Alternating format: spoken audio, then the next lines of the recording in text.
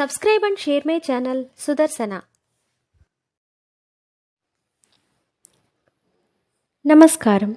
శ్రీమద్ భగవద్గీత 14వ అధ్యాయము గుణత్రయ విభాగ యోగము నుండి శ్లోకములను నేర్చుకుందాం. ఓం శ్రీకృష్ణ పరబ్రహ్మణే నమః. శ్రీ గురుభ్యో నమః. శ్రీమద్ భగవద్గీత 14వ అధ్యాయము గుణత్రయ విభాగ యోగము 8వ శ్లోకము. శ్రీ భగవానువాచ తమస్త్వజ్ఞానజం విద్ధి మోహనం సర్వదేహినాం ప్రమాదాలస్య నిద్రాభిస్తన్నిబధ్నాతి భారత. స్త్వజ్ఞానజం విద్ధి మోహనం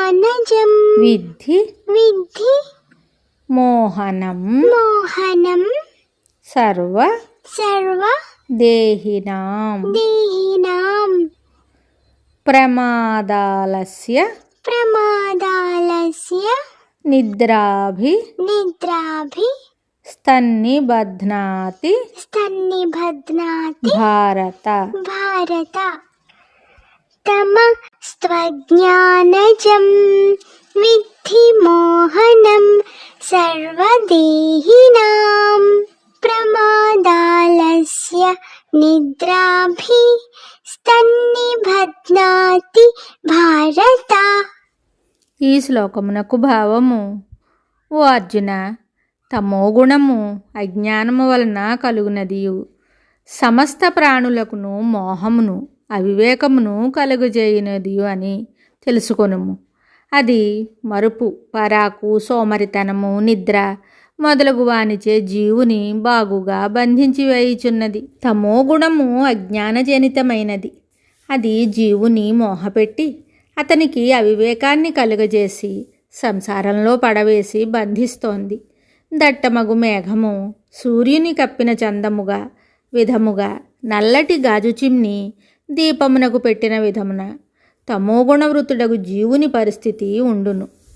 సర్వదేహినాం అని చెప్పుట వలన వివేకవంతులను ఆత్మజ్ఞానయుతులను తప్ప తక్కిన వారిని అందరినీ అది ఆవరించుచునే ఉండునని గ్రహించవలెను.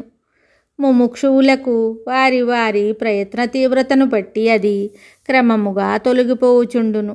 అయితే ఒకనికి తమోగుణము ఉన్నదా లేదా అని తెలుసుకోవటం ఎట్లు? మత్తు, సోమరితనము, అతి నిద్ర, అజాగ్రత్త, బద్ధకము మొదలగునవి ఎవరికుండునో అతనికి తమోగుణము పూర్తిగా కలదనియే గ్రహించవలెను.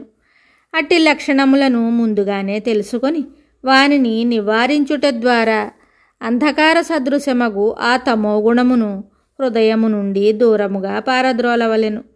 ఎలా అనినా ఈ తమోగుణ రజోగుణములు జీవుని గట్టిగా బంధించి వేసి సంసారగర్తమున పడవేసి దైవమునకు అతనిని దూరునిగా చేయుచున్నవి. కాబట్టి ముముక్షువులు వాని విషయమున కడు జాగరూకులై మెలగవలెను. శుభం. శ్రీమద్ భగవద్గీత తరువాతి శ్లోకంతో మళ్ళీ కలుద్దాం. నమస్కారం. Subscribe and share my channel Sudarshana.